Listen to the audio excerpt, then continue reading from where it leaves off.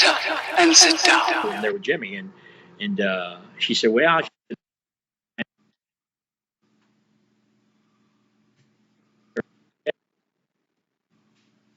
can you hear me? Yeah, no, when you said Barbara and then it all went dark after that. Yeah, but I hope my battery's not. No, it's not. Still got 43%. I'm good. But so I called Barbara from the hotel room with Jimmy in there, and she said, yeah, some guy keeps leaving messages for me, but I'd call you anyway to see if this person's legit. And so I did. And but I did the interview. It was supposed to last about an hour, but I think we ended up going like 2.5 hours. And I know why, because I kind of intrigued him with the incident in 1988 of what I didn't tell him, but all I had to do was tell him that I'm writing a book, and if I think it turns out okay, that I will put in there my firsthand knowledge of what that whole incident was about, and that perked their ears up. You know, they wanted me to tell. I said, no, I'm not going to do that out of respect for Barbara, and before I would do that, I would want to get her permission. And but yeah, it's supposedly going to be a good thing. So you guys just hear that, everyone out there? Herb Simmons is finally writing a book. I've been requesting him to write a book for years. I mean, years, literally. So, I mean, that's great to hear. I'll be the first one to buy a copy. Well, I'm going to be honest with you. It's, and, you know, back in the day, Larry always told me the same thing. He said, Herb, you need to write a book, just not on the wrestling, but everything else that you've done. There ain't nobody interested in that. He said, what did you used to tell me about these wrestling chase tapes for 10 years? And it was literally 10 years that every day, every week we talked, and I knew he had them. I'd say, we need to do something with him. We need to do something. No, I'm not going to do it. I'm going to keep him here in the den. And when Kelly gets older and has kids, they'll be able to show show the kids what Grandpa used to do.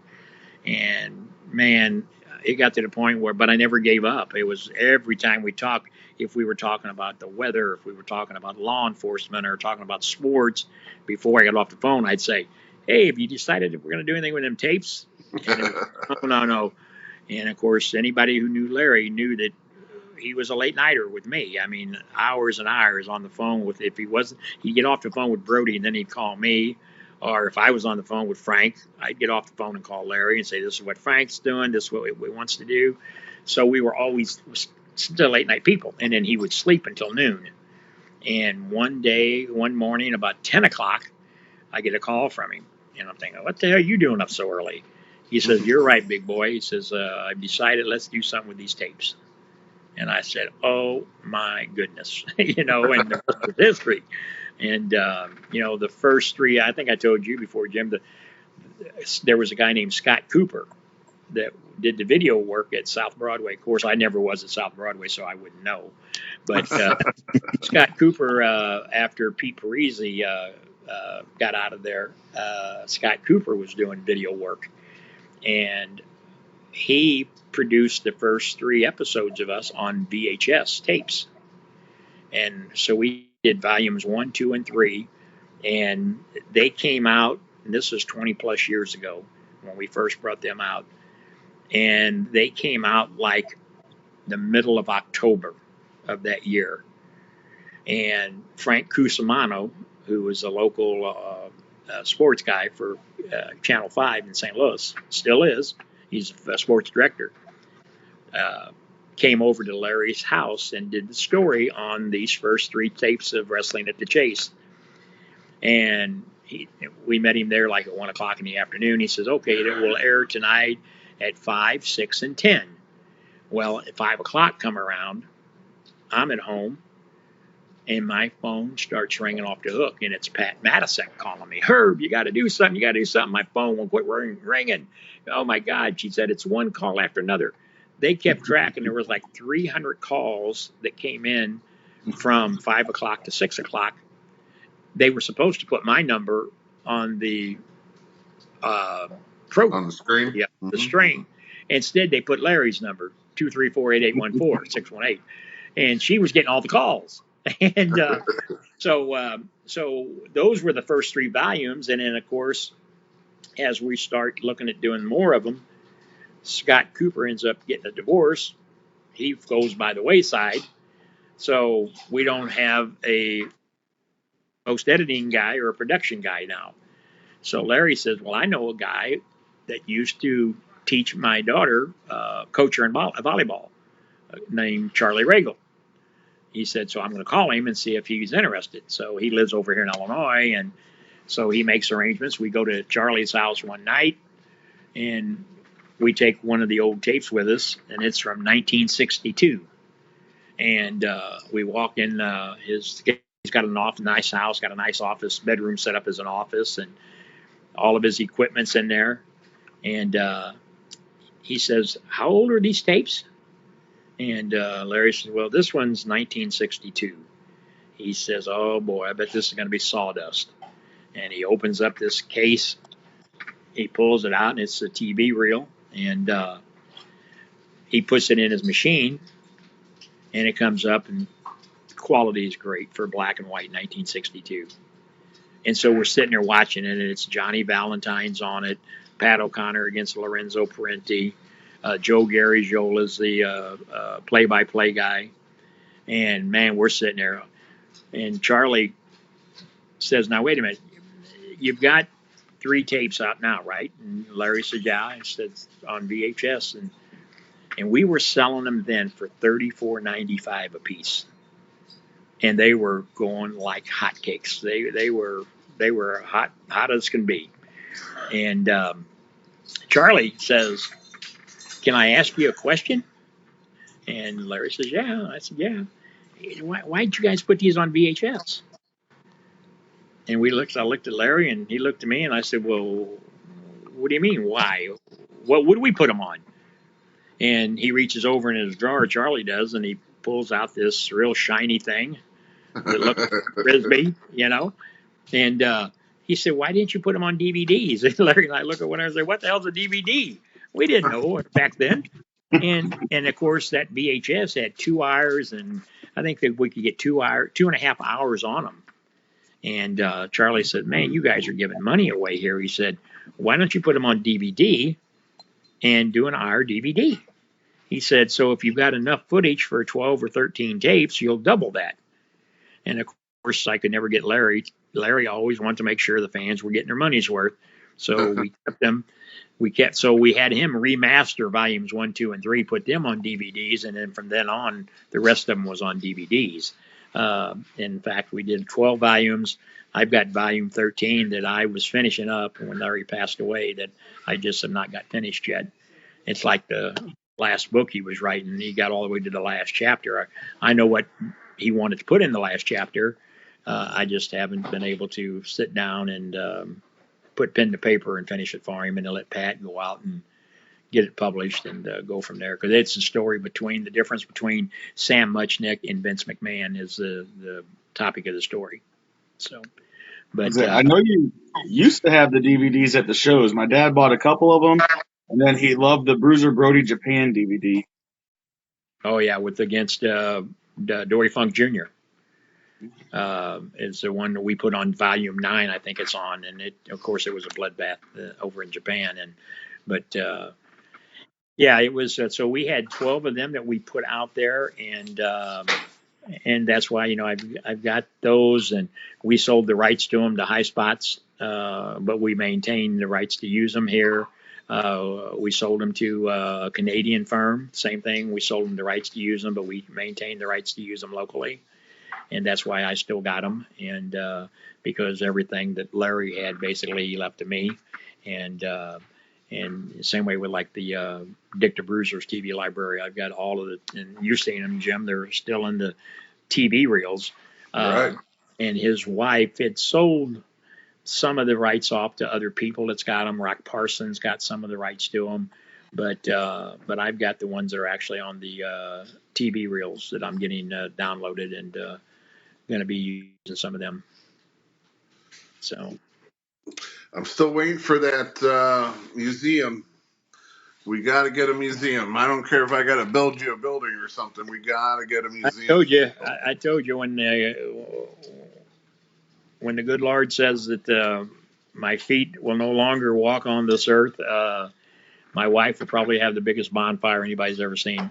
Oh my God, I would be pushing her out of the way. I'm sorry. Her, my You get a daughter. lariat coming in for Herb's wife. It's, I mean, you could always do like the Indianapolis Colts and have that mobile museum too.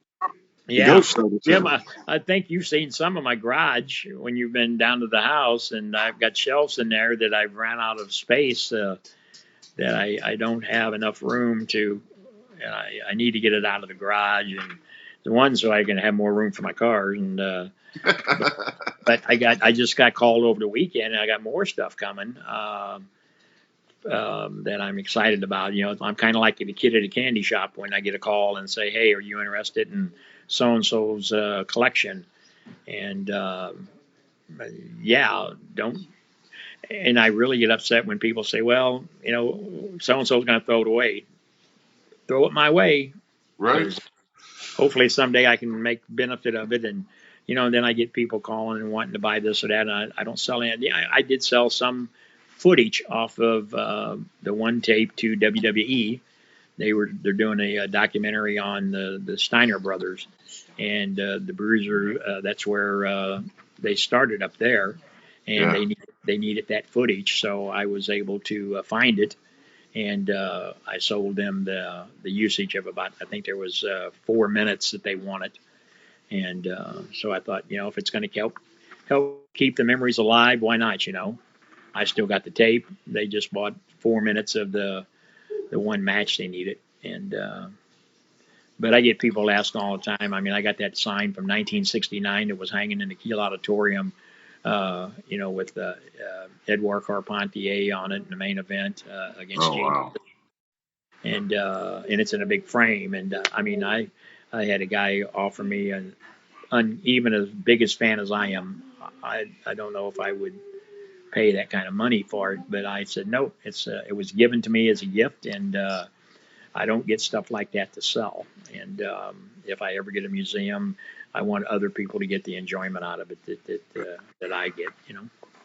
So Well, at the here's the thing. fairgrounds, that one building in front that used to be rented by the small engine repair shop and the rental spot, how about that? That's going to be demolished. Actually, yeah, it's. I mean, there is some plans, some talks. It's, you know, that fairground. There's so much history with that fairgrounds. I mean, I don't know if you probably don't know. You're too young, but Oh, we talk about it, sir. We talk about it. Luthez, Bruiser Brody. well, not only that, but Jerry Lee Lewis performed there. Wow. Dolly Parton performed there. So there's a lot of history at that building. You know, it was a war encampment, and with this new construction that's going on, I think there's been some real concrete talk going on about rejuvenating some of that history. And of course, as I told him, you know, that would be a good place to display some of the wrestling at the Chase. I'm a little concerned about that because when you talk about wrestling at the Chase, people want to associate that with St. Louis, Missouri. But as I've told people, a ton of fans from Illinois went to wrestling at the Chase. I know a bunch of them, or I knew a bunch of them. So I think people would enjoy coming over from the Missouri side if there was a place that they could walk in and view the tapes and view the posters and the pictures that I've acquired over the years. And so, but again, that's down the road here a little bit, maybe sooner than what I think it may be. I mean that would be great because I would hate for Belleville to lose the historical significance of everything. Kind of like you said earlier about English's Bar, Andre the Giant going through there. English's Bar is no longer there. So I mean, we Yeah, got to the somehow bar, yeah, preserve. yeah, the bar's there, but the building's there, but not the atmosphere that Jack English had of it and that type of stuff. But there's pictures of Andre being there. I've got. Um, so I mean, that's the kind of stuff that I would love to just display and let people come in and browse around and look at it and refresh their memories and say, hey, I remember when mom and dad or grandma and grandpa told me about when they used to go to Kiel Auditorium, or they used to go to the Knights of Columbus up in Swansea because they had wrestling there. Dick the Bruiser used to wrestle there. A lot of memories, a lot of history. That's why that book that Ed Wheatley did, some mistakes in it, but to the naked eye and to the person you don't know, they care. That's true. It just brings, it brings a little bit of wrestling at the Chase back again, and brings Yeah, it back into the public eye, yeah. spotlight. Well, because it was such a household name. Yeah. But it amazes me how some of the newer generation don't know it. So we need to keep bringing it out, every generation, and let the public know about it. Yeah, Because I was hooked on it. My father was hooked on it. I've showed my kids some of them because I don't have the whole collection of yours that you brought out, but I do have. My favorite, of course, the 1 hour draw of Wrestler and Bruiser Brody. crazy. So yeah. And to think I get to watch it and I can sit there and say, man, I was sitting there when that happened. I was there. Oh my. Each time they did it. I mean, it was. Uh, well, you can see his picture right there behind me. I mean, those three guys right there. I mean, Yep. that's.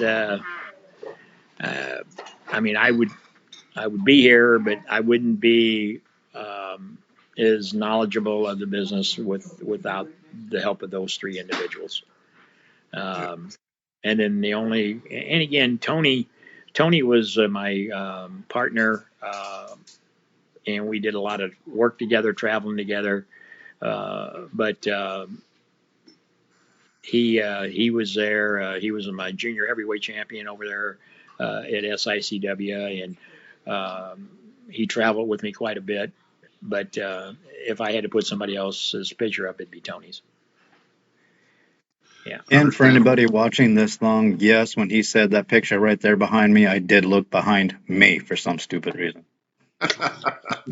Well, Well, you're probably getting tired. Yeah, I mean, but no, Oh it's no, I still have a lot of questions to get some stories out of you, but we well. Go don't know ahead. how long you guys I want to said, go. before we get too far away from it, I did want to throw the comment out there that when James Beard was talking about bringing some Texas style people up here, I think I'd have a lot of fun wrestling some Texas style people. Just to put that in your ear, Herb. Oh yeah, and James and I have talked about that, and and he's got another little group going down there now, hmm yeah, I think you're going to see. He's coming in May, and James and I will be up in Waterloo, Iowa together. We always have a good time up there. This is their 25th anniversary at the Tragus Says Hall of Fame that I'm helping Jerry Briscoe. And I think you can count a couple podcasters and champions there with you too. well, great. Yeah. I think it's great. It's Waterloo is Troy Peterson. I just heard from him this evening. They got 6 people they're bringing down to the Fan Fest. They were there last May and had a great time, and they're out in Vegas with us, and he runs a good show. That's where James Jeffries is from, a young man that we've had in, and it's that's what I mean. When you got guys like that, other promotions that want to work and share the same feelings that you do, and think about the business the same way you do, it's really great to be around them. When Troy and I are sitting out in Vegas, sitting there having a drink or two and just talking about the business, it's fun. I did a podcast with, I think you listened to it, Jim Rip Rogers, a week or two ago, and Rip just said, "Man, Herb, this has been great. I can sit here and talk all day because there's not a lot of people that I can relate to talking about Johnny Valentine and Cowboy Bob Ellis and John Paul Henning, because those are all guys that when he was within Kansas City and working and would come into St. Louis, he got to meet and got to work with." And so I think you're right. It's just when you got people that want to talk about it. He's a guy that can tell you. Yeah, I'm just going to put this in there. Small little plug. Rip Rogers will be at the Mayfest, the May show. And So Scott Romer both. Yeah. yeah, yeah. Yeah. And Scott. And Also, author Ed Wheatley. So go when you get there, buy the coffee table book and have him sign. Yeah. talking about Iowa though, Arn Anderson, they announced that he's going into the Hall of Fame out there. So, Yeah. there's no He'll one be better there. than Arn Anderson. So, And there, and to think we had him at the Swansea Firehouse. Him and along JJ. with a few, yeah.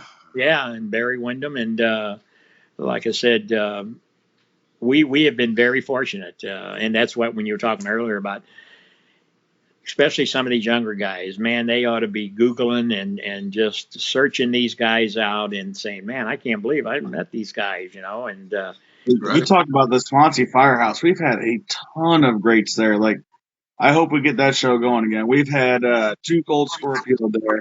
We've had Ricky Steamboat. I learned so much listening to that man. Like, I remember he was talking. I was just typing as fast as I can, like trying to make a notebook in my phone. And like the things that man has forgotten, I will never know. oh yeah, Like, there's great, been so many greats through that Swansea Fire Department with them. yeah, great guy, and that's why I said when you look back of all the legends that we brought in, uh, and I can't think of one of them that has been snobby, one of them that hasn't been helpful. And that's why I tell guys, if you don't take time and pick their brain, and um, that's just a shame on you. And and Gary Jackson says it the best. Herb brings these guys in. Yeah, he knows them, but when they come in, he's asking them to critique our matches, and you guys ought to be out there and just paying attention. And when we had Jim Carnett that one time in, he did. He sit there and watched the matches. And wouldn't it be nice to add Jim Carnett to May 3rd? What is the date? May 18th? Yeah, May 18th. That'd be great. Well, we got the Rock and Roll Express. We got Dennis Condrey, the lover boy Dennis Condrey. Man, if we throw Jim Carnett in there, wouldn't that be a... What? Are you breaking Well, some info there, Herb? I said I know he gave us a plug on the first Fan Fest on his podcast. He gave us a plug on that, and then I don't know if you heard the plug he did on the Wrestling at the Chase book. He said, "Man, that thing smells so good I can sleep with it." That book. There was all the, he said, I got to say, he said, man, Herb and the guys who put this together didn't spend or cut any corners, because it was a crisp book. It was a hard stock, and but he went on and on about how great of a book it was as far as the quality of it and the pictures But yeah, Jim's a great guy. Yes. All right. Well, I mean, we could talk on for hours and hours and hours, but I don't think. It sounds like Nate still got some questions. Okay. Let's Nate. Well, it's not for the Fan Jim, Fest, but it's for. Jim must be tired. Who? Well, Me? Oh, Jim? Some he's people a have lightweight. to not really get up in normal hours, but Bobby works crazy hours. Nate works nights. So, I mean. I can sleep at work, Texan. I'll text your boss and see if it's good. Oh. Yeah, you can go late tomorrow. There you go. For any of the wrestlers and the independents or any of the other promotions, how would they get a hold of you to see if they could come in and wrestle at your promotion? Because I know some of them do contact us, because we tell them contact us and we'll pass your information along to Herb. How would they be able to get a hold of you for them to come in? Yeah, they can reach me on Facebook. I'm the easiest guy to find on there. Or I do know one of our guys has actually reached out to all the promotions. Either he had phone numbers for the promoters, or he knew somebody in there, or he's reached out to them on social media. And he's got a good amount of them that's responded back. A couple of them's been, we're going to look at it. But one of them was just a flat no, don't want nothing to do with it, which was fine, don't care. More power to you.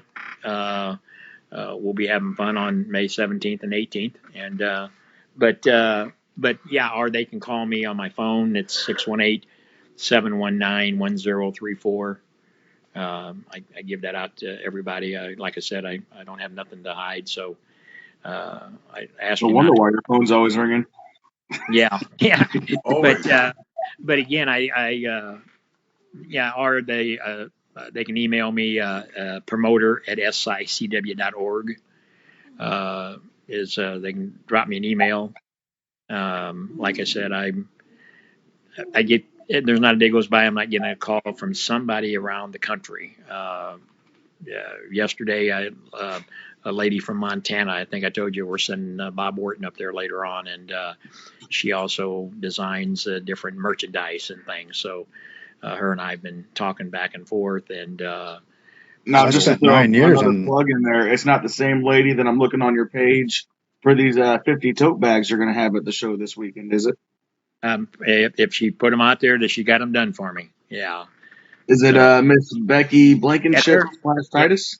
that's her. She's a Yep, it promoter. says she's got 50 tote bags ready for SICW. Yeah, it should have a picture of that's on my profile of me, Larry, and Sam. So yeah, and you guys saw those action figures that were made. I think you guys knew about them. Why didn't you tell me? We were told not to. Well, yeah. Well, you were We scared all of him? wanted to see the look on your surprise because it was supposed to Yeah, happen at Christmas. man, I'm I gonna know tell I you, got all goofed up, but my so we wife were and all daughter. keeping it a secret because we wanted to see that look. Yeah, well, I'm probably glad that it got screwed up because it was when that individual had called me and he was going to bring him up that Wednesday and he couldn't make it, but so he called me and said I can't make it because I had told my daughter, I said, look, if I'm not here, so and so may be dropping a package by, and then he had called me and said he couldn't. He said, but I'm going to put him in the mail so you should get him on Saturday. Well, come Friday, they came. And I was pretty glad I was just had a few of, my wife and daughter was here because if you look at them to the average person, okay, they're action figures, but I mean, right away, man, that's my profile picture. And I told you, Jim, the story of that picture, and you won't find another one out there. And for them to be down to the detail to my watch and my ring, guy really did a good job. Yep, Yeah. that sweater looked good. They did make a tier. An That was Argyle.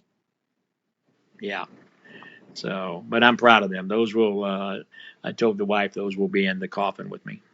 That's awesome. I mean, of course, you had a figure made of me, but I also had a figure made of me on the side too. And just the artwork that these people are, I mean, some of these people are just crazy. They got my tattoos all right and on the right arms, and Yeah, it's just crazy what these people can do with this stuff. yeah, Too many bobbies with his face paint and his rooster hair. yeah, yeah. What I'm doing is I'm getting one for all the guys for my collection in the locker room. He's actually working on one now for Jason Breed for me, and so it takes him a while to do them because I mean he doesn't have a mass production line to Right. do it. It's all detailed work, and so. But I get people all the time, hey man, where can we buy those things at? And I said, yeah, well, Yeah. unfortunately, They don't want to know the cost of what it takes to make those. yeah. So, but again, I want to have that, and if I get ever get the museum set up, I'd like to be able to display them all in there, and because he puts them in the nice boxes and with the SICW logo on them and Yeah. all that stuff. So yeah, pretty cool. All right, Nate, come on, fire off. Well, just to comment on that last comment, it would be an honor for my figure to be displayed in there. Well, yours is made. Yeah. Yeah. Yeah. As I say, it would have to be. You're the only 2-time consecutive Bruiser Brody Cup winner. Yeah, I Going got to a be pretty a good third collection. time consecutive coming up in May. I even had one of our our guy that got ran out, Travis Cook. I even got his figure. So I'm not. I don't care. I mean, yeah, we don't have to agree. I mean, I, his is his is on the back of the shelf. It's right in front of I the just shelf. mean to be in any kind of collection with the kind of stuff that you own would be an honor. Well, I appreciate that. And like I said, SICW, I've got, well, Jim, I got a copy of every poster that we've done. And my goal is to put them in frames and have them displayed. And so I think it would be, if I got to find that right building that, one that can house everything that I want to do. So basically, at the fairgrounds, the big room would be a decent size for your museum. Yeah, but that there's a lot of big plans for that thing. I'll tell you. I mean, that the racetrack. I mean, people don't realize that building is it's going to be a plus shot in the arm for the county once it gets set up and ready to go. I mean, that was a smart investment, and I mean, it's also going to be used for a disaster center because we never know when that's going to happen. And a lot of people knows that during the COVID, we used that for over 700 days of doing The shots and everything, yeah. and we had the first, and I think they did have one other one in the country afterwards, but the first drive-through uh, clinic set up to where you didn't even have to get out of your car to get your shots. So. But that's another historic thing that people have no clue about locally or even nationally, that Belleville was the first. Yeah, it's we actually had three other states that come down and toured our site there after the governor had come down, because we had right at a week and a half to get that whole thing set up, and they originally wanted to have it to where people would park on the parking lot and come inside, and of course I said, look, we're preaching 6 foot distance, stay away from people. And it was getting to be wintertime, and elderly people having to get out of the car to walk in. And so that's why we came up with the thought of doing a drive-through. And there were people who was against it, but I got a boss that is next to none, and all I had to do was show him this would work. And he basically, as I said, draw it out, put it on the drawing board, and so we did that. And that's all we had to do was show him, and he said, get it done. And we did. Yeah. And the benefit was, and then same way with the daily briefings, and we've got every one of them on tapes that we did. We've got every report that we gave. We did daily reports. We've got all of that, to which someday I told him we need to do, that's what you want to do a documentary on, because, if you go back to that turned our world upside down. And, we brought doctors on there. We had superintendents from the schools. We had first responders that would come on. Every day we had a different guest on there talking about it. And people wanted transparency, and that's what we were giving them. I mean, to this day, if I happen to be out at the grocery store, last time I was at a Schnuck store, and the lady come walking up and she said, "Aren't you Mr. Simmons?" And I said, "Okay, well, yeah, why?" And she said, "I got to tell you, I'm a nurse at a nursing home," and she said, "We did not miss that program every day at 3 o'clock." She said, "That's how we were getting up-to-minute updates on what was being done in this county," and it makes you feel good that people still felt that way, And we had some horrible stories on there where families members lost their lives, and yeah,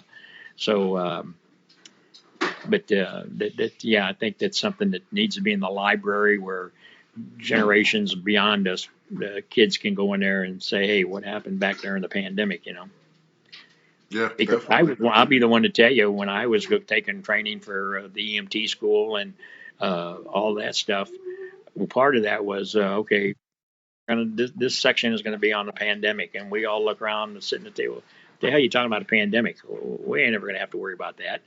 I tell people I wish I'd have paid a little bit more attention, probably, So, but we got through it, and what we did here locally, without a doubt, and I'll argue with anybody, we actually saved lives by doing what we had to do. Definitely. Well, I don't know anywhere else that did daily transparency as far as what your local government was doing for the No, pandemic. no. Like I said, the governor, the state, we had legislators, congressmen that were watching it daily and was calling. And, we had mayors from all the communities that would come in. We were doing weekly calls with the mayors from the communities, with the police chiefs, the fire chiefs, keeping everybody involved. Because, there for a long period of time, they didn't have the PPEs. My boss was one of the first one that was able to get the hand sanitizers delivered to us. And then we became a distributor, Jim, as you know, from in the basement of everything that's there or was there. I mean, you couldn't walk there because we had so much support there. True. But we were a distribution point for all of that, for the nursing homes, for mortuaries, the gowns, the gloves, and hand sanitizers, and all of that stuff. So, yeah, that's another chapter that may be in the book. There you go. It needs to be, because it's history making. It's a part of Belleville and a part of the expo. Yeah. So what are you guys looking forward to 2024? What's the most important thing you would say? I'm just looking to have some great matches and a great promotion. Maybe a little bit more travel, like going down to Arkansas, like we already talked about. A couple other places. I think I'm going to pick and choose my spots. I'm not going to look to branch out too far or too many times. But one thing I'm looking for is retaining my title at the Mayfest. That right there, because I won it on the first one, and I've carried it so far up until this year. And then I only got 6 more months to go. Just carry that sucker and then defend it and retain it. That's my whole goal for the year. Well, All right, I'm going to steal that one then, because I failed to regain my title at the last Fan Fest. So I'm going to steal yours to retain mine at the Fan Fest. Wow. My goal for this year is to get out from behind the camera and the editing and the post-production and take the Classics Championship from Jim at the Fan Fest. Good luck. Yeah. Where'd that come from? Oh, man. Because I wanted Jim to say something about it. Well, I can train you down at the Ace Academy Tuesdays and Thursdays if you feel a little wild. Yeah. You can go train with Glenn Williams. He tried working on the Lariat for a while. Did we make it there? Did we make it through the biggest part of the list? I saw George Abel. I don't know if anybody knows the story of George Abel. That was kind of Larry's mentor. He was before Larry Matisek, and George were inducting him into the Hall of Fame. His son is actually coming in from Texas to be there to accept the award. George was one that Larry always looked up to, and of course we're putting in Mr. Koppler, right, the owner back then of the Chase Park Plaza Hotel, because without him and Sam Muchnick making that handshake deal on the airplane, there wrestling at the Chase, and so it's only fitting that he go in there also. I think we're up to 53 people in that Hall of Fame now. Yeah. Well, they all deserve it. I mean, they've all had a critical moment in St. Louis, and that's why they're in there. So yeah. So Sergeant Slaughter, we forgot about him. He's going to be there, and the Godfather, the whole train. Manny Fernandez, Dr. Schultz, Dr. D. Dr. D. David Schultz. He did a little promo for us, and what a guy!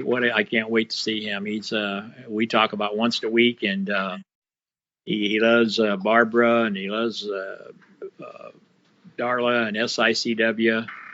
And several, Surely you're the one that kind of got him out of his shell. Because well, him and Stan Hansen they both wrote books, and I guess they thought people were going to just go to Amazon or somewhere and buy them. I said, no, you got to go out there. And so Stan's been out there on the road, and Dr. D, John Cosper, is author, publisher of the book, got him out there too, and we went to Vegas together, and they gave him an award out there, and that was a treat, believe me. Because Dave was he was thrown underneath the bus back then. Yeah, And blackballed for it. you It's talk about crazy. a guy that took one for the Gipper. David Schultz did, and he'll always be tops in my book. But Wendy Richter, Greg Valentine, uh, who else we got there? Lalani Kai. Can't wait to get Lalani in there. There's George. Inducting George Abel. Yeah. Yeah. And said Judy Martin. Judy Martin, another great lady. Got tapes of them. Oh, the Boogie Woogie Man. You've been around the Boogie Woogie Man, Jimmy Valiant. So he just texts me. He don't text. He emails me.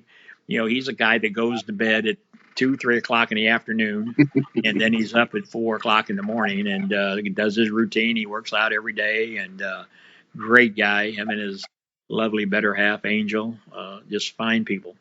Mm. Brittany, right there, lady that her and Nigel are going to come in. They were in Vegas this last year. She did a seminar on social media. She's really good at that. And I thought, Those are really good. yeah. So, Yeah, that's the one Jim kept telling me I needed to make contact with for our podcast.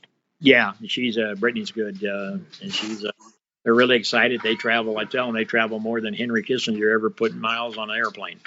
She works down with Booker T, and she's done some work with Jason Jones down there at Mid States, and looking forward to Sam. And of course, Beastie with the Glow Girls, they reached out to me, and I thought, yeah, let's add a little flavor to the fan fest, Who is this girl that Miranda's wrestling here? She's actually, I don't know that much about her. Steve Stasiak is booking her now as one of the book that he's doing, but she comes with high marks as far as a worker.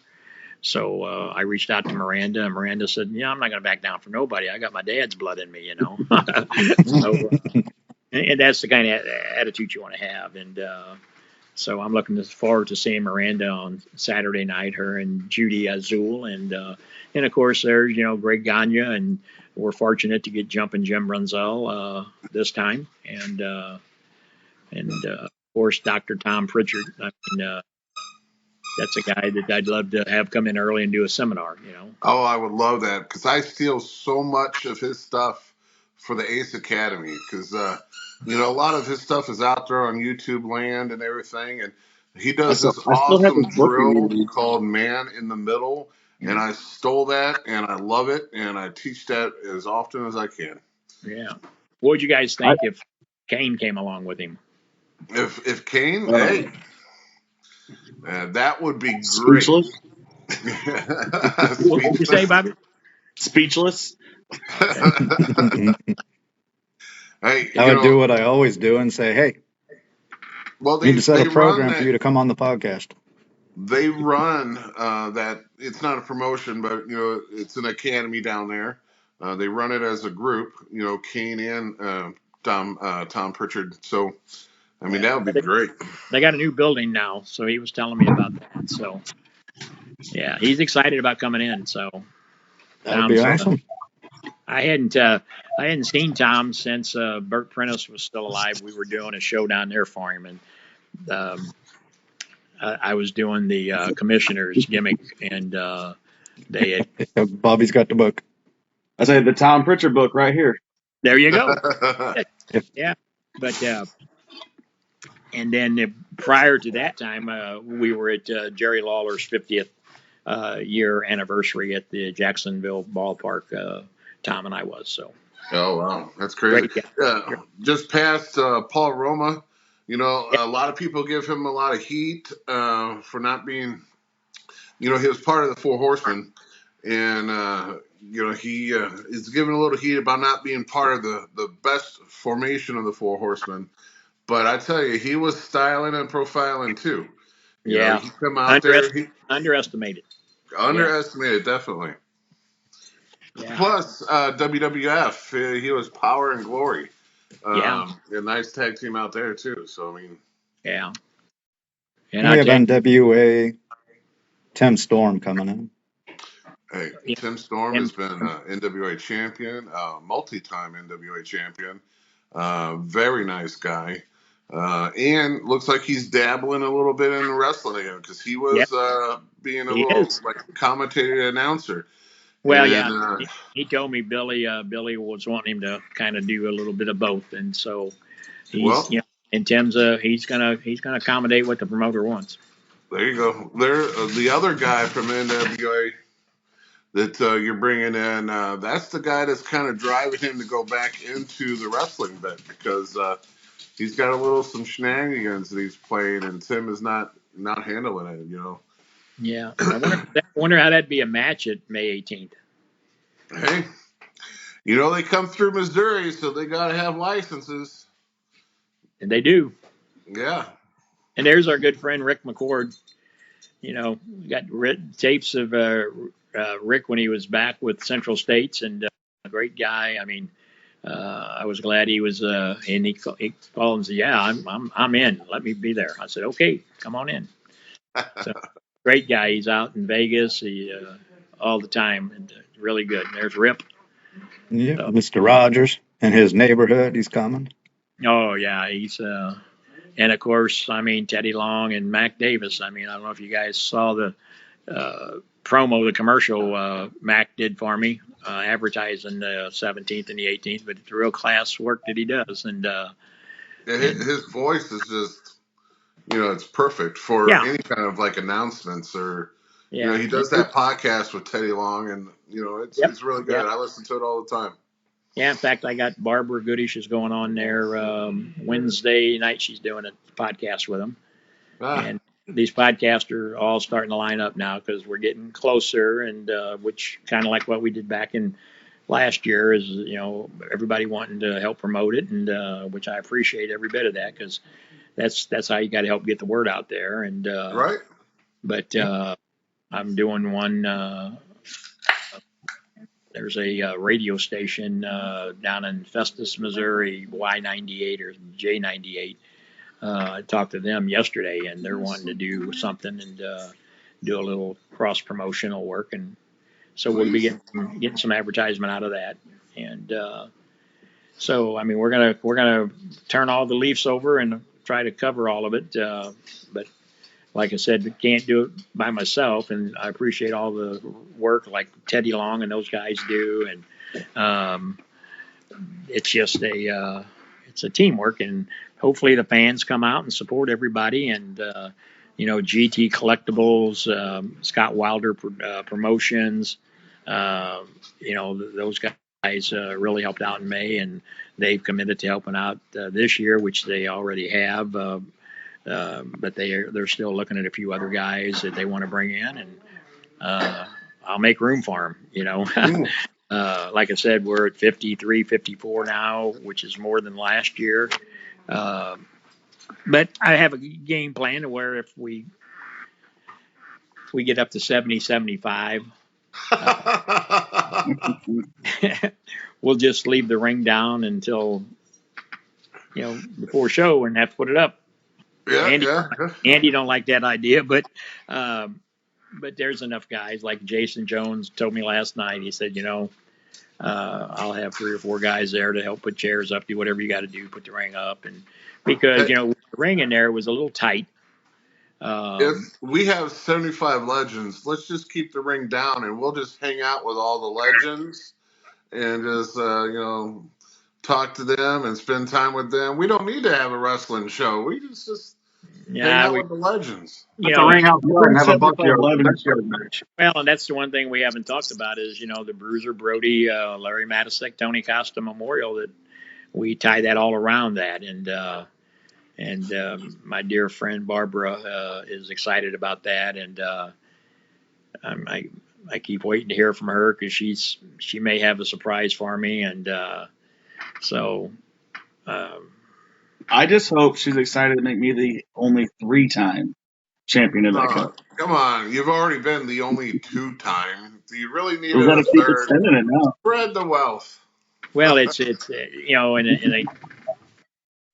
I can't, and I know you guys understand. I just there's people out there that don't understand what Frank did for me and meant to me, and the commitment that I made to Barbara that, that was back in 1988. And here we are in 2024, and I think we're doing a good job of keeping his legacy alive and his memories. And if you don't know Bruiser Brody, then you don't know nothing about wrestling. That's what I tell people. Uh, and, and she is really appreciative. I mean, she works her schedule around every year to come in here, and I can't thank her enough. She doesn't charge anything. She's just appreciative to the fact that the St. Louis fans remember her husband the way they do. And she'll tell you, I've seen her get teary-eyed when that chant of Brody, Brody, Brody starts, and, and she'll tell you it just gives her goosebumps, and because you got to remember, she didn't do a lot of traveling. She can count on one hand the amount of shows that she ever went to, and one of them was in St. Louis when it was him and Flair. And but that's why I'm happy this radio station is doing this 8th segment on him. Kind of concerned about how deep they're going to go with it, but she's pretty cool now as far as with the whole deal. It's been so long, even though it's still painful at times, but as I've told her, it helps keep the memories alive with the fans. And I mean, I can't think of anybody that's talked about more than he does all these years later, good or bad. Yeah. Before getting out here and meeting Jim and then meeting the rest of you guys, just growing up in California and watching, even rebroadcasts of wrestling at the Chase growing up out there, no clue it was St. Louis. Really? Till coming out here from DC and then meeting Jim and you and Bobby and. Yeah. So did you watch wrestling out there? I did, but again, it's California, so we were bombarded with pretty much everything. Oh yeah. Yeah. My friend, when he started, Carl Lauer, promoted out that way for a while, and then when he came back, him and Harley got tied up, and so yeah. But he always had some great stories because he benefited when the guys were making their tours to Japan. They'd stop there, and he'd get the Andre the Giants, and he'd tell the story about how the one show he did and only had 30 or 40 people show up, and you had Andre the Giant on a card, but. That's the fruits of the business, you can't take too many of them though. Right. But not with what it costs for Andre's beverages alone. Well, yeah. Yeah, believe me, I know that. But he was another guy that was just everybody was the boss, and just an old giant as we called him, he loved Larry Matisek. He loved his daughter Kelly. We got pictures of him holding Kelly on his lap. You could hardly see her; she was so small. And here's this monster guy. Had to have been a rag doll. Yeah. But those are just that the friendships you make in this business with those guys. And I tell everybody I was just the luckiest guy to be. I was in the right place at the right time and got to meet the right people, and took good advice that they gave me. Sam, keep your ears open, your mouth shut, and you'll go a long way in this business. And so 51 years here soon. And have I pissed people off? Yeah. Will I continue to piss them off? Yeah. But I don't have to. And the only way I get mad at them is, one, I've got the cream of the crop. There you go. And I'll prove it to anybody. And I got guys at Larry. We're sitting here with two of them tonight. I remember how many talks, Jim, did you have with Larry about the business? When we did the commercial at Mueller Furniture. You can still go out there online and find that. Yeah. You can go to our page and find it. I have it up, all of them. Yeah, that's what I mean. So, but you guys made friendships with that, and he always knew that you guys were going to do whatever needed to be for the business. Yeah, and I'm not just saying it because I'm on your show here. I've told this to other people. Give me more guys like Texan and Bobby D, and there isn't an organization out there. I mean, they can't do it now, but you guys never ever question. Hey, what you say? What are we going to do tonight? Okay, I'm going to do it. Bobby's worked 3 times a night sometimes. Didn't care. Just hey, the more the merrier, you know. And that's Case in what point, the last Fan Fest. that's what I'm saying. It's a, but that's because they know what to do for the business. And it's to me, when I look at them, it's not about, well, yeah, I mean, there's a certain prestige to say I'm the Bruiser Brody winner for 2 years in a row. I'd be bragging about that too, because not everybody gets to do that. Or I'm No. the Central States champion. People didn't realize what the Central States title meant. It was like the Missouri title. There's not, I bet you there ain't 10 people that you can name knows the history of the Missouri State title, why it was so important. But, it was a stepping stone to the world heavyweight title. Yep. And I'm not gonna lie, I didn't start looking up into it until you brought it back in. But then once you brought it back in, it's like that's a great title. Yeah. yeah, I mean, Harley Race wore that title for a long time, multiple times. well, and that's what I'm saying. When you and we talked about it earlier, all the guys that we brought in, um, and even before I got to meet you guys, that list is even longer. You're You know, right. yeah, when I go back and talk about the Tojo Yamamotos and the Gypsy Joes and the Frank Morels, John Nord, the Barbarian, when I had him against Brody, or Dick Murdoch when he would come in with Crusher Blackwell. If you look at the card we did at the Fox Theater, and I got to laugh. Oh my God! The other night I didn't post it, but somebody had posted that flyer, and then there was a certain individual that had to chime in and say, "Oh, I remember they used my ring." Oh my goodness! But it was a long time ago. That was 1987 or 88. I can't remember, but I know it was that time frame. It's too many years to split hairs. Right. I'd love to have said, "Tell me how you set the ring up on the Fox Theater stage," because nobody knows how they did it. Nobody now but me. I was there and watched it get done. So, um, and I guarantee you, if you back then, I'm sure it's changed now, but if you walk back in there up until 20 years ago, you'd see Bruiser Brody's name on the walls in the hallway. You'd see Larry Matisek, you'd see Sam Muchnick, and you'd see Herb Simmons, because that's what they did back in the day. Anybody who performed at the Fox Theater, they had them sign the walls leading back to the green rooms. And Well, everybody, You had W. us. Fields, Marilyn Monroe. I said, so, hell, I'm signing That my name too. that would be cool to see you. You got us a show at Argosy Casino once, and they did that in the locker rooms there too, and that was Yeah, pretty cool seeing those band names. yeah, Argus. Yeah, that's what I'm saying. If you look back at what we've done, where we've done it at, that's why I say I got the cream of the crops. I'm telling you, because I'm not going to go out there. I've taken one bump in my life, and my good friend Bert Prentice caused that to happen, and I broke a rib.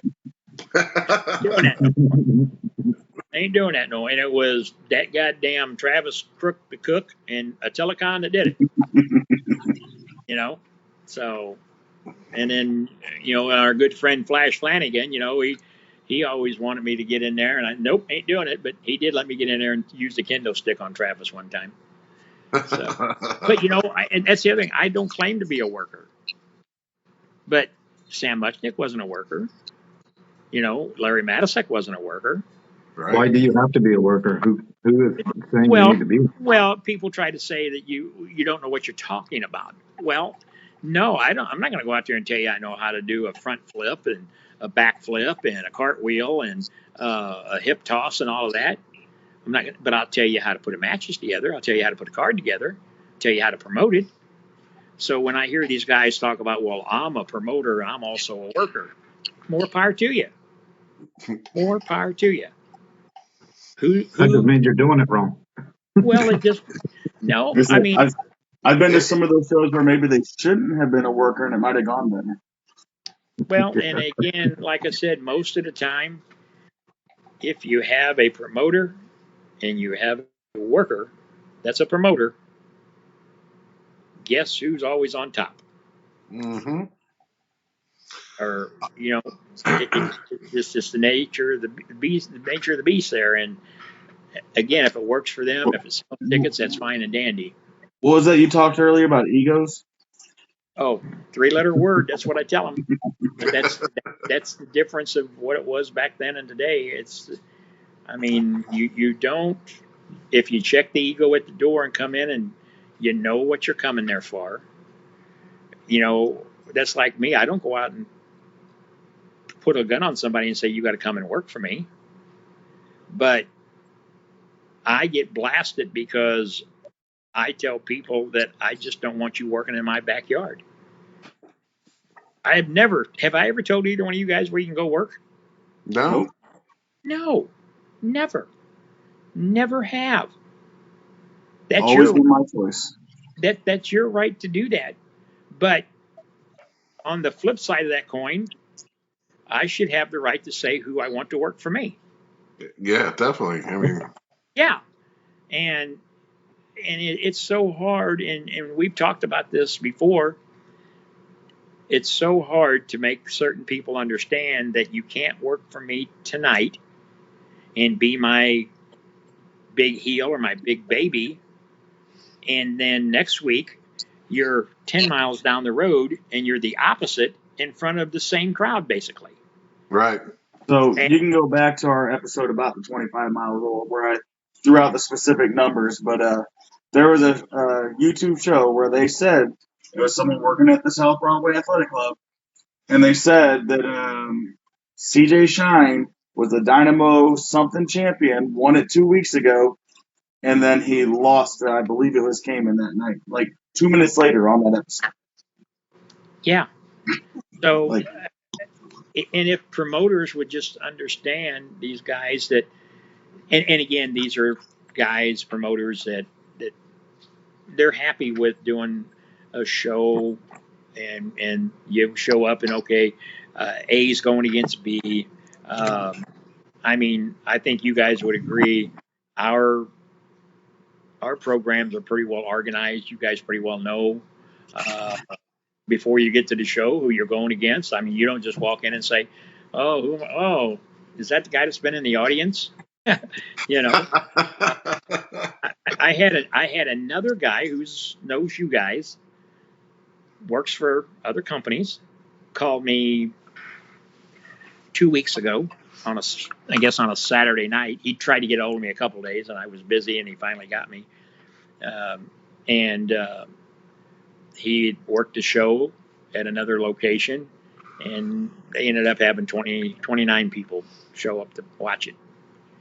And I got to give this individual all the credit in the world because the owners were complaining about, oh, what's wrong? We only got 29 people that paid at the door. And this young man stood up and said, let me tell you, you want me to tell you something? You know why you only got 29 people here tonight? Because you're making the fans a part of the show. You got this guy doing this. You got this guy doing that. And these were all guys buying tickets at one time, and they were bringing family or they were bringing friends with you. So now, if they were bringing 4 or 5 friends or family members with them, now you didn't just lose one, you've lost 4 or 5 who came with them because you've made them a part of the show.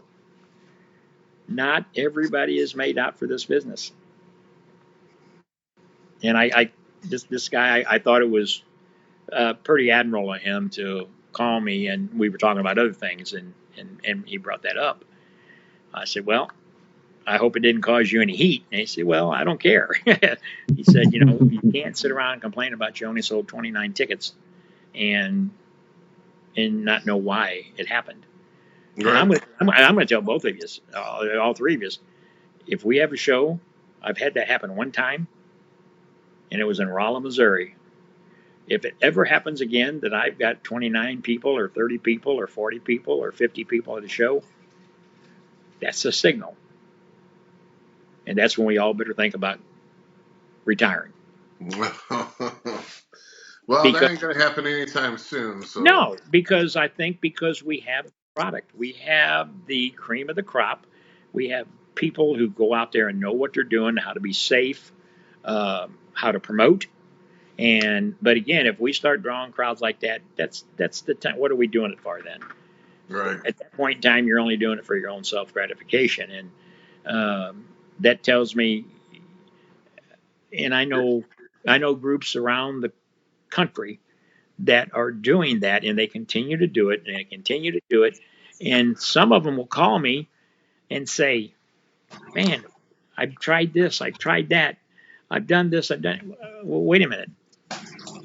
If And I got one guy that called me up and said, "Okay, this is my 5th show I'm running. When I first started my first show, I had 80 people, 80 some people. The second show, I still had roughly 80 people. The third show, I had 40 people. By the time he got to the 5th show, he said I was down to 20 people." Mm. I That said, means the "Now let's." product's not good. "Oh, thank you." I said, "This is what I told him. Let's sit back here in a minute." And we were on the phone. I said, "Now tell me, you keep saying you tried this, you tried this, you tried this. Did you change any of the talent in those 5 shows?" "Well, yeah, I had this week. This show I had so and so go against so and so going to, and then the next month, the next show, I just reversed them." I said, "But did you bring anybody different in, or was it the entire locker room, all 5 shows?"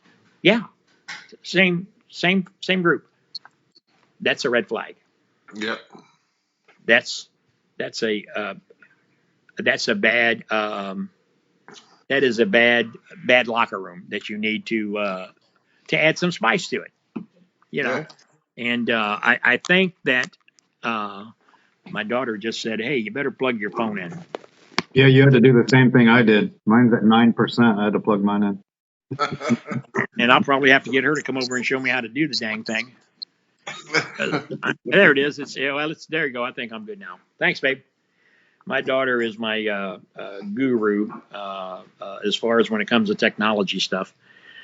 But yeah, so I told him, I said, if you've used the same guys in the locker room for the 5 shows that you went from 80 plus down to 20, it's your locker room. Yeah. That's a no-brainer. So no story. There's no storyline. No. And again, and that's why our fans notice that we're mixing it up. We got this. Who we got coming in on this one? We got Niles is coming back. Scott Hansen, Austin's coming back with us. They got the girls that haven't been in a while. I don't think they've been in Belleville at all. So Danny Boy, the referee. Yeah. So you got to give people. You got to entice them, and it's not that hard to figure out. And I share that with anybody who calls to talk, just like that guy did. What's wrong? What am I doing wrong? What can I do to entice the fans in? Well, you got to have the product that they want to come and see, and it's just not here locally. It's around the country. No, definitely. Yeah, and we're doing that just for the podcast because we're bringing in some MMA guys because it is a ring sport also. Sure, just to kind of mix it up a bit. Whatever the fans want to see, you have to do it. That's like tonight. We've sit here tonight and we've talked about wrestling. We've talked about the Bruiser Brody. We talked about the COVID. We talked about the drive-through.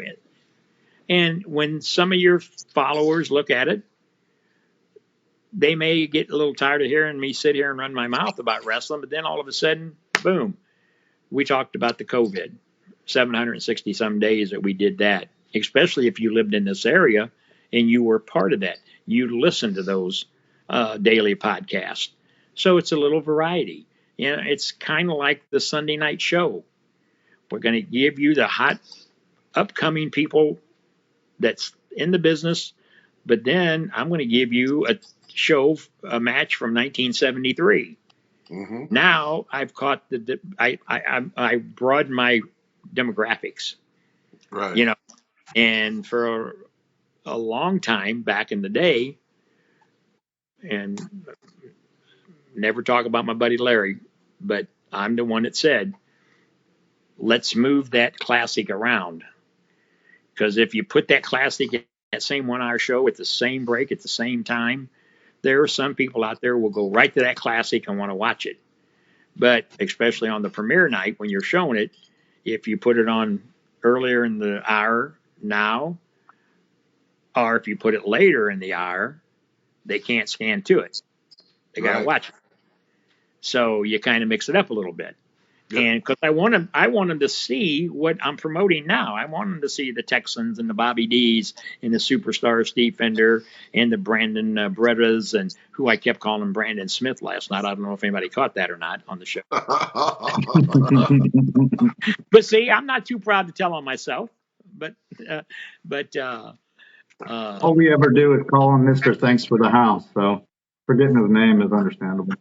well, I love those guys. Him, Joey, Bryce. Jim, you guys have done a heck of a job down there, and I know Bobby, you went down there to the gym a couple of times and worked with them, and they owe all that stuff. They owe where they are now to you guys and Bob, and periodically when they see me, they'll thank me, but they don't even know who I am. I'm not the ones in there chopping the hell out of them and making them run drills and run the ropes but I think They they know do. their shit just better be good when you do pop in. Yeah. Well, I've done that when I've come in, and there's nights that I have been in there, and then when I see something, I look at it from not only a promoter's perspective, but from a fan. Right? And you've been there a couple nights when I've sat there with Bob, and I said, yeah, I'm seeing this, and that's not the way it should be. Yep. And I always like when Bob takes the glasses off and gets up in there because it's kind of like Rick used to say, somebody to go to school. But Yeah. no, but the guys like the Top Guns, Brandon and Joey. I mean, they're not even really old enough to dream, and they're living a dream, really. When you stop and think about it, Yeah, Yeah. I was going to call you the Dreamweaver. They know who you are. it's They've well, got him. but I can tell you, especially Brandon. Brandon got, man, he went from the bottom run of that ladder, boom, up to here. And of course, you guys know there was somebody else who was going to be in that spot, if you remember. Mm-hmm. And their wings spread and they took off. Yeah. Fine. Talk to him every time I see him. He showed up to our show a couple of months back. Let him go in the back, talk to the boys. No personal. It's nothing personal. It's strictly business. Now, if you wanted to make it personal, I'm the guy to make it personal with.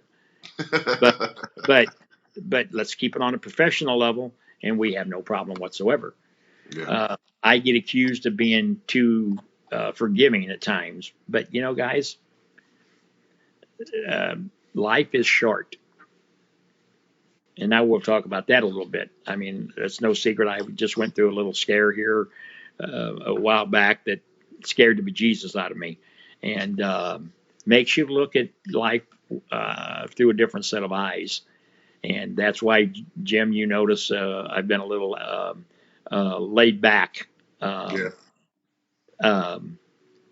So that's why I don't want nothing to be personal unless somebody wants to make it personal.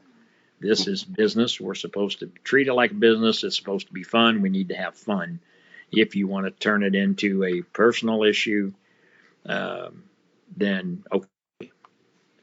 But I think that would be a big mistake because James and the guys down in his organization called Jim and Bobby the St. Louis Brawlers.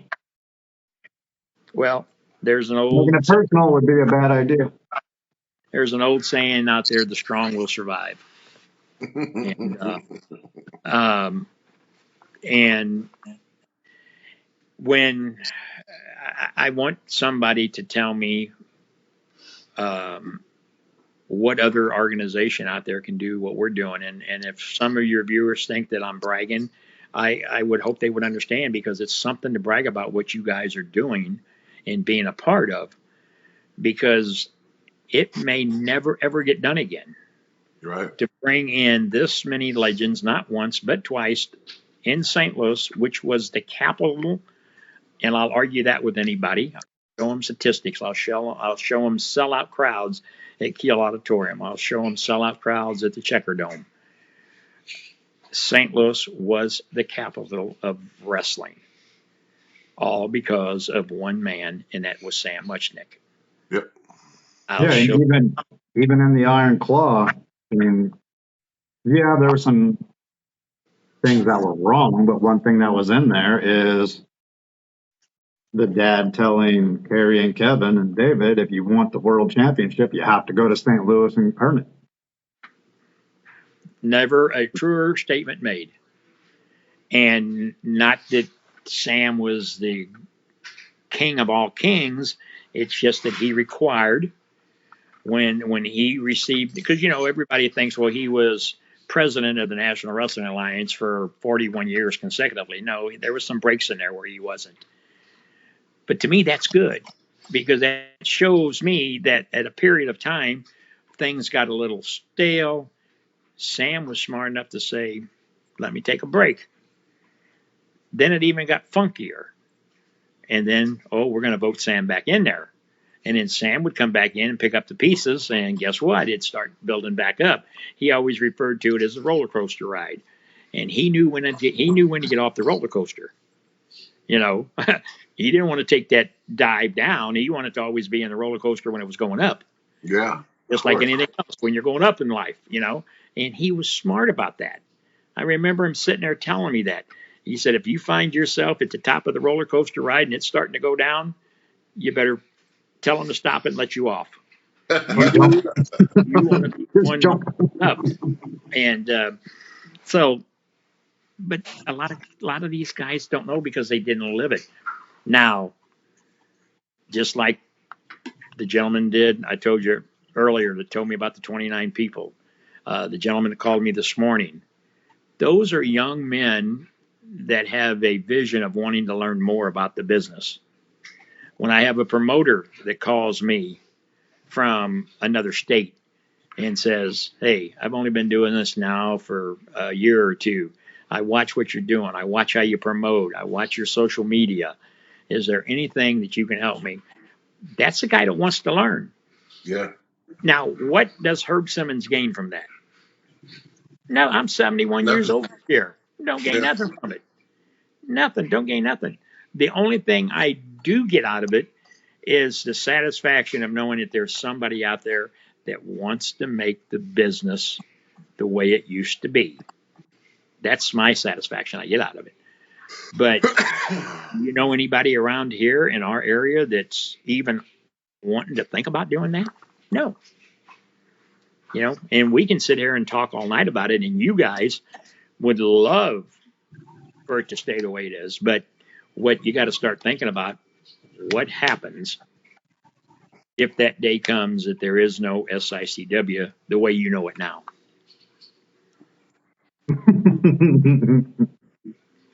I mean, and again, I'm not looking into a crystal ball or anything, but like I said, I hope that everything is okay, and I hope that we all get back to normal. As far as my illness, my wife, daughter says I'm getting stronger every day. I feel like I am. I'm really excited about this coming Saturday because I think the fans are going to be in for a treat. Yes. And I told another individual late last night that there's going to be some happy folks and there's going to be some not so happy folks. But if you look at the overall picture, and that's what you have to do in this business, you have to look down the road in order to know where you're going. And if on these matches that are lined out, if you were in Vegas and you put bets down on some of them, you could clean up. Because I've been around long enough to know how the fans are voting on some of these matches for Saturday night. That's crazy. It is. It's going to. it's going to be interesting if everybody brings their A game, which I know they're going to. Oh yeah. And I think that the electricity that's going to be going through that building, if the crowd shows up, I mean, if it's any indication of the phones ringing, I'll be honest with you, I've not heard the phones ringing like this in a long time. Even though we've had good crowds, I mean, We had great crowds. Every but 300-400 people. But again, it's just now. It's kind of like, God dang, we haven't seen SICW, and it seemed like 6 months. Well, I hate to tell them it hasn't been 6 months. Right. But I think that when they get there, and then when the locker room gets there, the guys and the girls, and you know how it is, both of you, when you go out there and you got a fired up crowd, and that's the other thing. I'll debate anybody. You come to an SICW show, those fans are not sitting on their hands. Right. And if they've got their phones out, they're taking pictures. They're not sitting there texting the person that's next to them. Hey, can you hear me now? They are, they're not in a corner talking to their girlfriends or boyfriends or whatever. They are involved in that match from the opening. Nate, you've been there long enough now. You see it. That's one thing Brian tells me all the time. He said, man, at times you get so loud in here, I can't hear myself think. And they do. It washes out the audio, and then I have to ask Brian. We need to retime it. Yeah, well, and when you know it's loud is when the Texan or Bobby's getting ready to chop somebody. You can hear the chop because the noise is so loud. The crowd is so energized, and again, I'm telling you, those SICW fans, and I know all promoters say, "Oh, we got the best fans in the world," and that's their right to say that. But I'm going to tell you, our crowd, I've been to other shows before, and I could hear a pin drop. Yep. And a lot's got to do with the workers. That's why I kind of quit going to a lot of shows, unless it's somebody that I know that invites me. Because if I show up at any show, somebody goes, "Oh, Herb's here scouting the talent out." I don't. It's one thing I don't have to do is scout talent. I believe 2 weeks ago, I went to a pretty big promotion in St. Louis, and you could hear a pin drop many, many times throughout the show. Oh my. Yeah. So I just, and again, and again, that ought to be a signal. I'm telling you. And of course, I'm not in the back that much. That's weird. What happened? Yeah, there? that was weird. Everything blanked out. Oh, see, Bobby, you were talking about the promotion you went to, and they come to get you. No, but yeah, if I'd be sitting in the back, and if I didn't hear that crowd out there, I'd be wondering what's going on. Yeah, definitely. I mean, it would be, but I don't have to worry about that with you guys. It's just kind of like on TV taping days. How many times do you see me come in the back? Because I got faith in you guys. I know what's going to be done. I know you guys are. It's a well-oiled machine. The same way at a house show. I come back in. We have pre-meeting, and unless I'm two reasons I come back there. One, to get a message, or one, I'm pissed off about something. And I usually get to Booker and say, "What in the hell happened here?" Yeah. And, but other than that, I don't come back there because I'm not a babysitter. You guys know, and you do. You go out there and do it. And the pop you guys get when you come out that curtain really makes me feel good because I know the cream of the crop is coming out there. And you look at this card on Saturday. I mean, the only guy that probably is not going to get a good pop is Sean Vincent. He'll get a good move. But, say what you want about Sean. That's probably the biggest swirl that was done in a long, long time. Yeah. I had people just literally coming up to me crying. Literally. And I'm talking about fans. These are not wrestlers fans. These are wrestling fans that just bought that hook, line, and sinker. And it made me feel so bad that he would even do that. Yeah. So it just goes to show you what level he will stoop to, But Right. But Well, even on my end, even though I'm lesser extent as far as the TV footage goes, I don't have to talk to any of them. They mug for the camera on their own. They want to do it. yeah, Attila looks in the camera every time he pulls out that spike and lets me know he's going to use it. yeah. Well, and like I said, it's. Does anybody want to take bets if he has the spike Saturday night? That's a sucker's bet. Yeah, sucker's bet. Definite. Either he's going to have it or Stephen E is going to have it. Either way, it's going to happen. Yeah, but my money's going to be on Danny Boy. I bet if he does, Danny Boy's going to intervene there. So Yeah. I've told Danny Boy he's got free reigns. He's the law enforcement in that ring that night. I don't care. I want it to be as down the middle as he can. And if Stephen E, because I know he watches when he's got time when he's not out peddling his goods and trying to buy SICW, he listens to your podcast. If he tries any shenanigans, I think I've got the guy in there that can handle it. Yeah, I think you do. Just from the upbringing that he gave me, the lessons in wrestling that he showed me in my younger days, hands down, you got the right guy. Yeah, it's.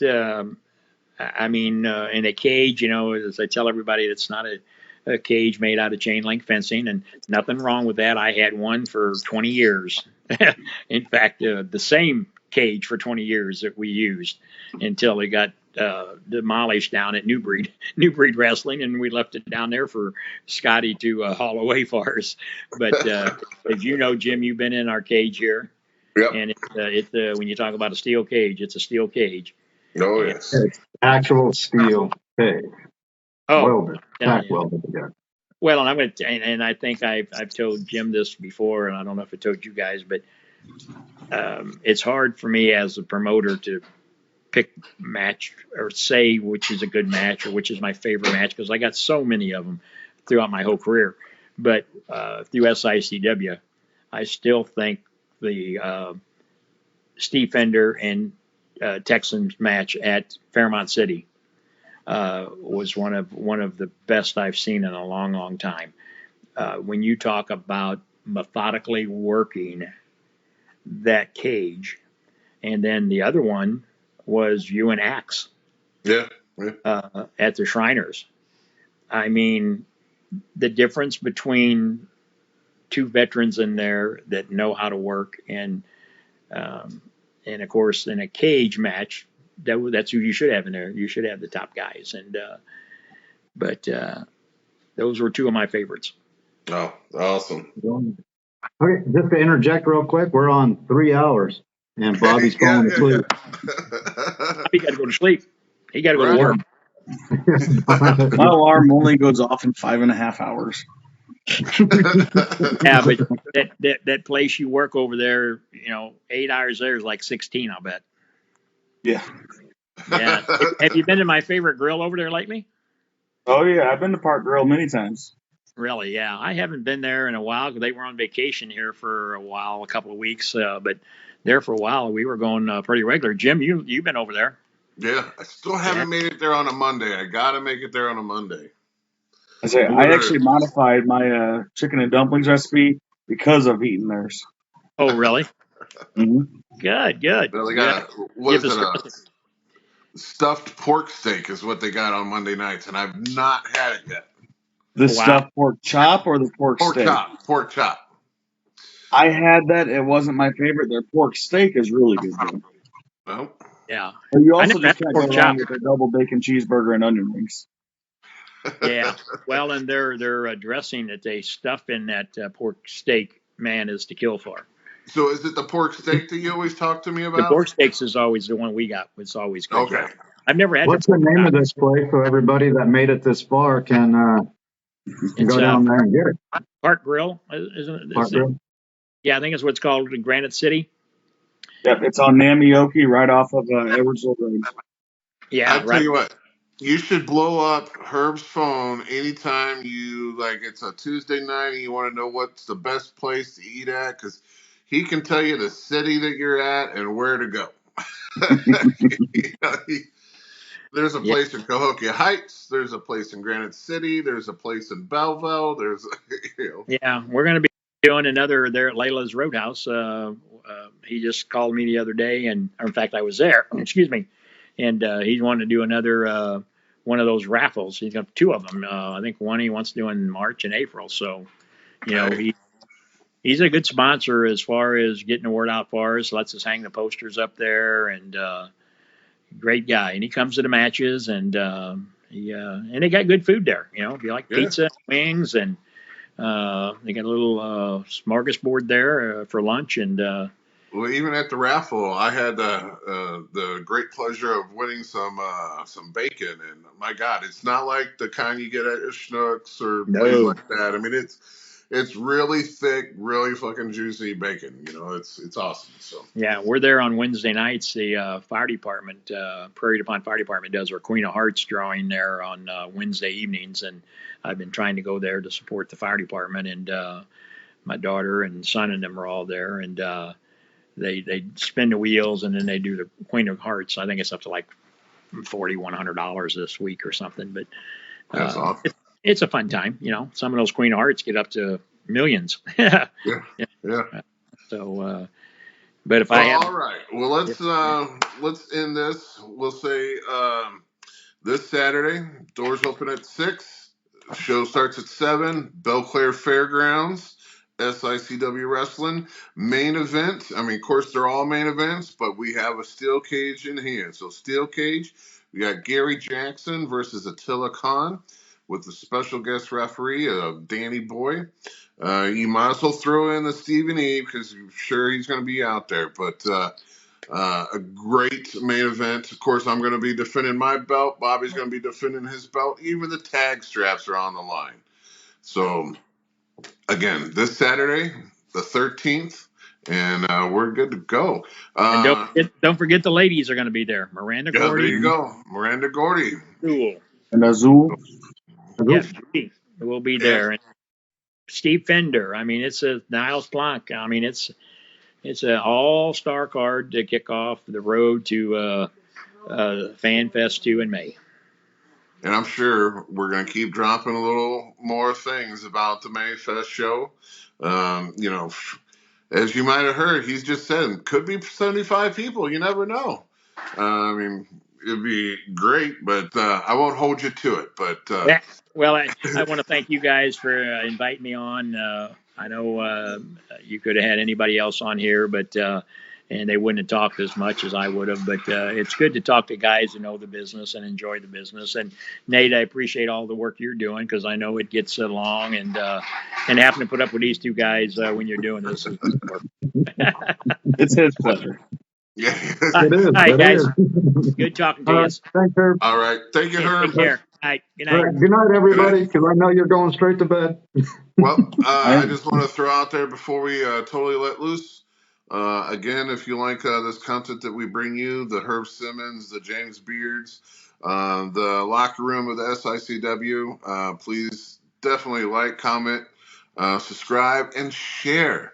If you think you like it, your friend's going to like it too. So please do that for us. It's just going to help us get out there a little bit wider, help us bring in a few more guests. And like I said, if you're a wrestler or an MMA fighter, because we're going to have an MMA fighter here in probably a couple weeks.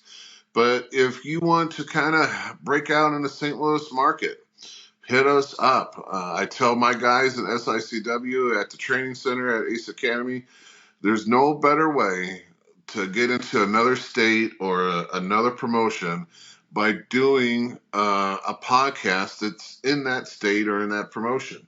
So a lot of my guys have hit up the huge pop wrestling podcast and wrestling with heart and stuff like that. They're all in different cities, Tennessee, Florida, but it's a way for that population to know something about you. So when you happen to walk through that curtain one day, you already got a fan base. And in wrestling, it's all about the fans. I'll tell you that. So hit us up if you want to get on the podcast. Just write it in the comment section. Or you can hit our Instagram up, and Nate runs that Instagram pretty regular. So every day he's posting something on there. Or again, message me on Facebook, message Bobby on Facebook. We'll love to have you on. As long and we got a couple people lined up, but we'll love to put you right there in a slot.